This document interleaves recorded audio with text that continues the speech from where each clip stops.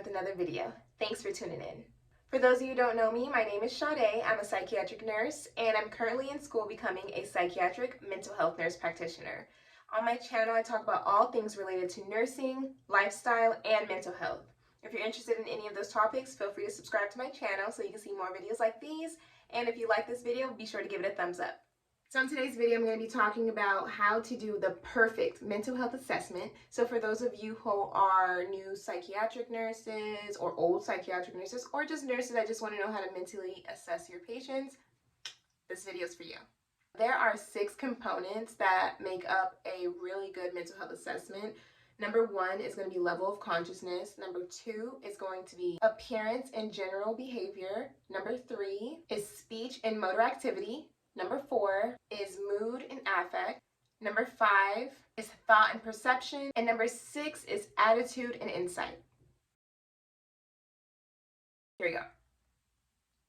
Hi, my name is Sade. I'm going to be your nurse today. I just want to come in and introduce myself to you, see how you're doing. I know we haven't met before, so if you don't mind me asking, what brought you in today? I look at my paper. I see that they're here for they try to commit suicide, they try to overdose on 50 pills of Norco. So, I know that you're here. Well, you just told me that you're here for overdosing. You're suicidal.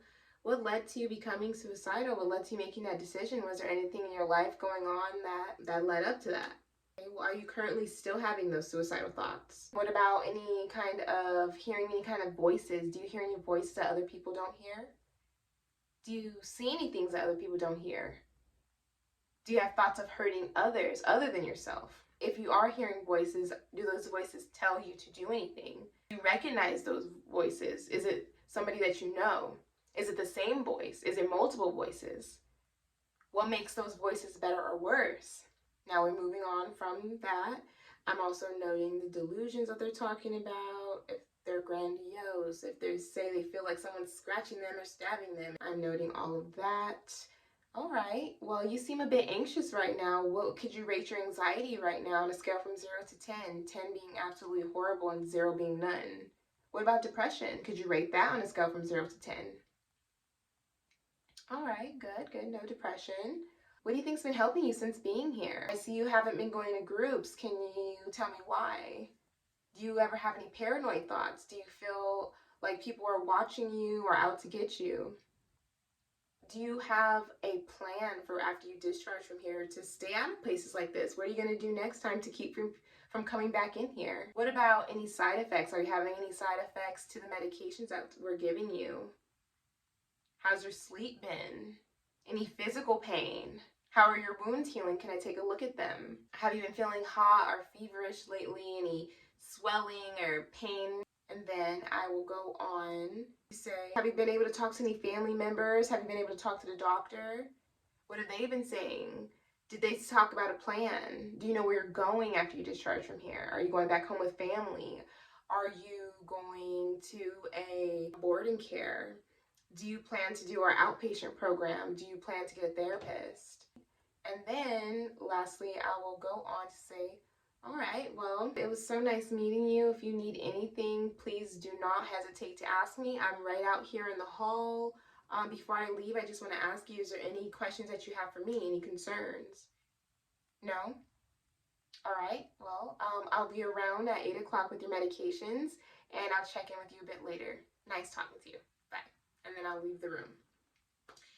So that's generally how my assessments go. Of course, depending on their responses, that leads my discussion. But those are the topics that I touch on. That's a general bones of my assessment. And let me tell you, my assessment is great. My patients always tell me that they feel very comfortable with me. They think that I'm an awesome nurse. They think that I'm nice. They feel like it's easy to talk to me. And they feel like I care. And that's what I'm here for. Guys, I cannot stress how important it is to really talk to your patients. As a psych nurse, this is our main skill that we do. This is our main skill that we use. The least you can do is talk to your patients and get a good mental health assessment done on them. Okay? I cannot stand when nurses barely talk to their patients. If you want to have a good response from your patients, A tip is to not be like charting while they're talking to you. Like fully engage with them, give them your undivided attention. Don't be rude. Just like if you're talking to someone else, like a friend, you're not going to be texting the whole time, are you? No. You think a patient's going to want to open up to you if the whole time that you're talking, you just seem like you're taking notes instead of actually listening to them, actually trying to process with them? Yes, you do have to take notes because we talk to a lot of patients and we have to chart on them, but in the moment, you need to fully engage as much as possible. I'm not that nurse who has their notebook and their pen and they're asking the patient, okay, are you suicidal? And they're like, yes. And they're like, okay, yes. All right. Question 2. How long have you been suicidal? 2 years. Okay, 2 years. No. I do my best to try to like memorize, and when they're like looking away or when I have a pause, then I hurry up and write it down. 2 years SI, little note. And then once I leave the room, I jot down as much as I can. That's what I do because I don't want to be rude and I want my patient to feel comfortable with me. Sometimes when you have psychiatric patients or just patients in general, they can be guarded. They don't know you. You're a stranger coming into the room, talking to them, asking them all these personal questions that are honestly a little invasive. So you can't blame them for being a bit guarded. But my tip for that is, and why I never have problems with patients generally getting mad at me, not liking me, getting aggressive with me, or not opening up to me. I usually don't have problems with that because I make sure I build a really, really good rapport with all of my patients. When I'm talking to them, if I feel like they're a little guarded or they're a little distrusting of me, I'll stop my assessment and I'll try to like pay attention to something that they have. If they're reading a book, I'll be like, oh, what book is that? Or if I see like pictures of dogs on their walls, I'll be like, oh, okay, do you have a dog? And then I'll ask them about that. And I'm like, oh, I have a dog too. And then I'll try to connect to them on some level, whatever level I can. Find something to connect with your patient on, talk to them about it a little bit, get them to loosen up, get them to trust you, get them to see that you are just a normal human being, and then get back to your assessment once they trust you, and then you'll see how much more open they are and how much more they decide to share with you. Also, another thing that a lot of people are very uncomfortable doing, and I'm not gonna lie, when I first started, I was so uncomfortable doing this as well. And it was just like asking these personal questions, especially about suicidal thoughts. A lot of people think that if you ask a person, are you having any suicidal thoughts? Are you still thinking about hurting yourself? That it's gonna make them actually want to do it or make them feel sad or be awkward or uncomfortable. But actually, it has the opposite effect. If you dance around the topic, they're more likely to lie to you and not mention it because they're embarrassed. They don't want to tell this stranger, like, oh yeah, I want to kill myself. So just put it out there. Say, basically, let them know, I already know. I already seen in the chart. I know you were here for this. So tell me, what led to that? Tell me, are you still feeling that way? Then they'll be like, okay, well, she already knows. I might as well talk about it because I do want help with this. But if they think you don't know, then they're not going to tell you. They're going to tell you, no, I'm not suicidal. They don't want you to think they're a weirdo. They don't want you to think that they're crazy. And they're just going to not say anything to you, and they'll just talk about it with the doctor. So just get straight to it and ask, so I know you're here because you tried to hang yourself last week. What was going on with you that led to that happening? If you don't mind me asking. Are you still having those thoughts right now? Do you still hear the voices telling you to kill yourself? Have they gotten worse? Have they gotten better? Boom, straight out there. And don't act fazed by it. This is normal. I'm here to help you. And that's what it is. That's the truth. We are the medical professionals. It is normal for us, and this is what we're here for, to help them. Once I have asked the patient about thoughts to hurt themselves, thoughts to hurt others, mood, how their day has been going, then I'll say, okay, now I have a couple silly questions from you, and it's just about level of consciousness. Can you tell me what day it is? Do you know where we are? Do you know what city we're in? Can you tell me your name? Just a couple questions to assess their level of consciousness so I can say whether they're alert and oriented times 1, 2, 3, or 4. As I'm talking to them, I'm paying attention to, are they dirty? Are they malodorous? Is their hair unwashed? Have they taken a shower today?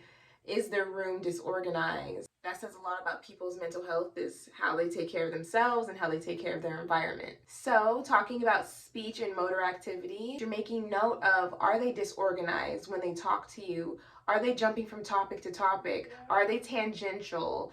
Are they going on long tangents when you ask them a simple question? Are they talking about dogs in heaven and random things flying off the walls? Or are they able to answer your question clearly and concisely? Also, pay attention to motor activity. Or is their mouth twitching? Do you see a little kind of thing going on with them? Are they having little twitches like this? Or do they seem to have their neck like this? Those are very, very important to pay attention to, because that could be a really dangerous side effect to some of the antipsychotic medications. And we want to deal with that as early as possible, because one, that side effect is non-reversible. They will have that for life. And two, if it gets too bad, then it's very uncomfortable for the patient, and it can even obstruct their airway. If a patient has that, we usually treat it with some IM, Cogentin, or Benadryl. It can be IM or PO, Cogentin or Benadryl. Those symptoms are called EPS, extrapyramidal symptoms. Yes. In regard to affect and mood, affect is the immediate expression of their emotions. So how they look, how they appear. When you see them, because there's a lot of patients that say, oh yeah, I'm fine, I'm totally great, but then they look like they're not. So they have a flat affect. Some of them are emotionless. They don't, very flat. Some of them have a very bright affect, and they're like euphoric almost. As for thought and perception, that's when you want to talk about or ask the patient about delusions that they may be having. Some patients have delusions that, they are the president of the United States. They have grandiose delusions that they're this superior being, this God-sent savior. A lot of people have religious delusions where they think that God sent them on a mission to protect the universe, and they have to kill everyone because they need to cleanse the earth. Or some people think they're a fallen angel, and there's so many delusions that people can have. There can be simple delusions that they can just think like, oh yeah, someone is in my house, someone is stealing my food, just simple things like that. And it's truly a delusion. You also want to note how well they process information. If you're telling them 10 times that, all right, you're on a 5150 hold, you're going to be here for 72 hours, there's nothing you can do about leaving. And they're like, okay, so can I leave tomorrow? And you're like, no, you're going to be here for 3 days. There's no way you're leaving. The only person who can write you that can end that hold is a doctor. And they're like, they go to the next person and they're like, can you get me out of here? And they just keep doing that. That's poor processing. They're not processing what you're saying at all. Another thing to note is, are they labile? Do they fly off the handle? Do they switch emotions super quickly? Is it 1 minute that they're crying and they're like, I don't know why I'm here, I just don't want to be here. And then you're talking to them and you're like, okay, I understand. And then next thing you know, they're cussing you out, yelling at you, telling you to get the F out their room. That's a labile person. They go from crying to happy to angry to violent in a split second. And then once you fully assessed all of their level of consciousness, their mood, what their delusions are, hallucinations, how they appear, how they're dressed, how they're acting, then you want to get into the medical side and do a quick little medical assessment. Ask them, are you having any pain? Sometimes we have patients, a lot of times we have patients with wounds. So because they've tried to commit suicide, or they've jumped off of a bridge, or they've jumped in front of a car. So we have a lot of wounds that we deal with, and then we'll take a look at those wounds. We'll do the wound care for them. We'll ask them, do you feel any itching? Do you feel any fever? Are you feeling any kind of extra pain there? And then would you like something for that if you are? Ask them when their last bowel movement was, because a lot of antipsychotic medications can cause constipation. Look at them up and down, assessing like we normally do, things we learn in nursing school, looking at their appendages, looking for signs of poor circulation, looking for edema, looking for redness, swelling, looking for distension of their stomach. And then based off of what they tell you, then you assess them further in that area. Guys, I cannot stress enough how important it is to educate yourself as a psychiatric nurse on coping mechanisms to help your patients, because your patients are going to talk to you and they're going to ask you, oh my gosh, I have this anxiety, what can I do to get rid of it? Oh my gosh, I have this depression, what can I do to get rid of it? I have these voices, how can I deal with it? I have this, I have that, blah blah blah blah blah. I have OCD, what can I do? It's important that you do have some solutions for them, because as a nurse, we are teachers. That is a huge part of our job. So I love to be able to do things to help my patients to relax and to teach my patients, help them to cope in real life.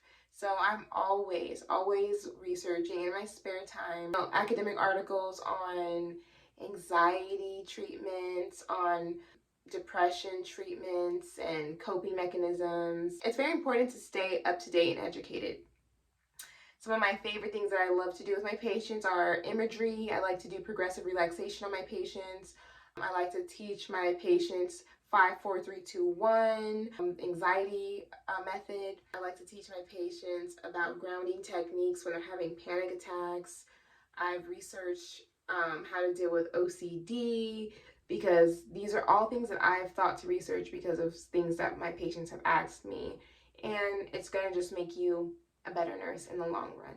I hope this video helped you guys out. If you guys have any questions for me about mental health assessment, or if you guys have any tips for me about mental health assessment, please do leave a comment down below. That's all I have for you guys today. See you in my next one. Bye.